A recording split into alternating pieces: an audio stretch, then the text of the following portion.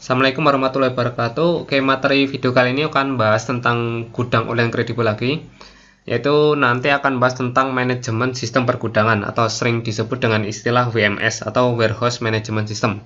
Manajemen pergudangan itu agar memastikan untuk proses masuk barang, penyimpanan hingga pengiriman itu bisa berjalan lancar. Ya, apalagi ini sistemnya online ya, jadi kita nggak terjun langsung ke gudang. Jadi sistemnya agak berbeda dengan kita punya gudang sendiri yang taunya cuman buat nyimpan barang. Minimal nanti untuk teman-teman buat yang pemula baru pakai gudang, terutama gudang online, tahu proses mulai dari ngirim barang ke gudang, penyimpanan sampai pengiriman ke customer. Oke, langsung saja saya bahas tentang WMS. Jadi dalam sistem pergudangan itu nanti bisa dibagi 10 seperti ini. Yang pertama dari menyiapkan data inbound atau prepare ASS data, yaitu posisinya di sini.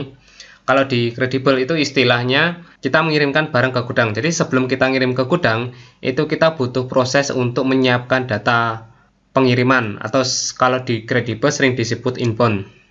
Nah, tujuannya nanti gudang itu tahu kalau kita itu akan mengirimkan barang, berapa item yang dikirim, terus berapa harga produknya. Itu kita buat di proses inbound. Di kredibel untuk kirim barang itu kita masuk ke menu inventory terus di bagian inbound. Ya nanti kita tinggal klik di kirim stok. Selanjutnya kita tinggal ngisi untuk nama produknya sama harga produknya kalau belum ada. Tapi untuk data SKU ini bisa kita input sebelumnya, tinggal masuk ke bagian menu pengaturan. Nanti kita bisa nambahkan SKU produknya terlebih dahulu. Jadi untuk di proses inbound ini kita tinggal pilih produk apa yang dikirim. Oke, setelah kita buat data inbound atau pengiriman barang, nanti kita akan dapat kode khusus yang namanya kode inbound.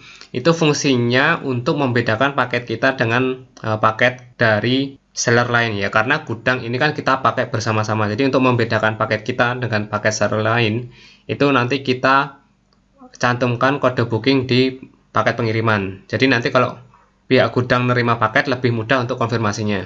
Oke. Selanjutnya masuk ke tahap 2, yaitu bagian penerimaan. Ya nanti untuk bagian penerimaan ini biasanya disediakan tempat khusus ya kalau di gudang. Jadi ada lokasi meja khusus itu untuk penerimaan barang. Itu nanti nunggu sampai diproses sama admin gudang. Ya makanya nanti kalau barangnya udah sampai, nanti akan dicek kode inboundnya. Jadi di tahap selanjutnya nanti akan langsung dicek barangnya oleh admin, yaitu masuk ke proses inspeksi. Nah, ini fungsinya cuma untuk mencocokkan ini paket dari seller yang mana sama jumlah item. Jadi sesuai enggak antara data yang diinput di inbound tadi dengan barang yang diterima. Nanti kalau ada perbedaan nanti akan dikonfirmasi ke pengirim gudang atau pihak sellernya. Oke, langsung masuk ke proses selanjutnya. Nanti kalau udah beres, udah terkonfirmasi benar dan sudah dikonfirmasi terima sama gudang, nanti paketnya akan dipindahkan. Oke, setelah produk sudah diambil, ya nanti akan diletakkan di rak sesuai, nanti akan dikelompokkan berdasarkan seller-seller yang memakai gudang, dan nanti akan otomatis untuk stok produk kita di data gudang kita nanti akan bertambah. Jadi di tahap ini gudang telah selesai untuk proses barang masuk. Selanjutnya akan masuk ke proses pengiriman. Jadi ini proses outbound atau barang keluar. Pertama, kalau kita dapat orderan dari toko online atau dari marketplace kita akan buat pesanan dulu ke gudang. Jadi ini fungsinya kita buat surat tugas ke gudang untuk pengeluaran barang. Nah, kalau di kredibel itu istilahnya dispatch order. Jadi kalau kita mau proses pesanan ke gudang, itu kita tinggal masuk ke menu transaksi, terus klik di dispatch order. Tapi sebelumnya kalian pilih dulu gudangnya, tempat kalian nyimpan barang.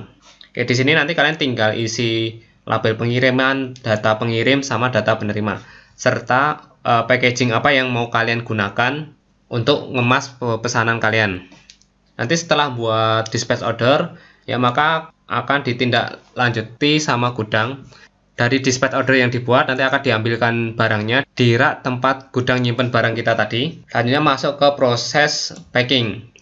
Nah, nanti akan di packing sesuai jenis kemasan atau yang sudah kita request tadi saat buat dispatch order. Di proses packing ini nanti gudang juga akan menempelkan label pengiriman berdasarkan data dari dispatch order tadi. Jadi nanti kalau misalkan pakai resi otomatis, yang akan ditempel itu resi yang dari kalian sendiri. Jadi makanya kalau kita pas proses dispatch order itu kita harus melampirkan untuk label pengiriman. Selanjutnya masuk ke menu pemeriksaan, nanti akan dicocokkan, biasanya dicocokkan antara berat produknya sama isi produknya, apakah sesuai dengan data dispatch order yang sudah kita input sebelumnya tadi.